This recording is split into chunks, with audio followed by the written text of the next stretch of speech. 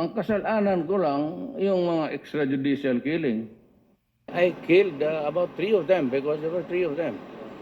I didn't really know how many bullets from my gun went to inside their bodies, but it happened. And yung mga extrajudicial killing. Ang kasalanan ko lang, yung mga extrajudicial killing. I killed about 3 of them because there were 3 of them. I didn't really know how many bullets from my gun went to inside their bodies, but it happened. And I said I cannot lie about it.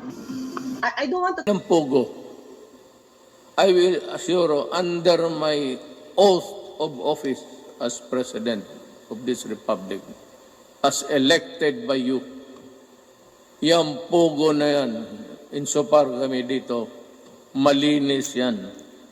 Yan ba ang sinisigaw ng... Negosyante ito, Adre. Hindi naman ito sabihin mo na nagtatapon ito ng pera.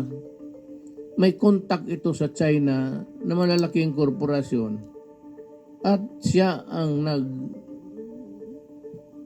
pagador, made their entry here.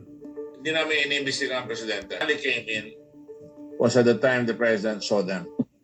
Yang, giving him the title of Economic Advisor to the President. The two contracts were obtained grappler from the Malacanang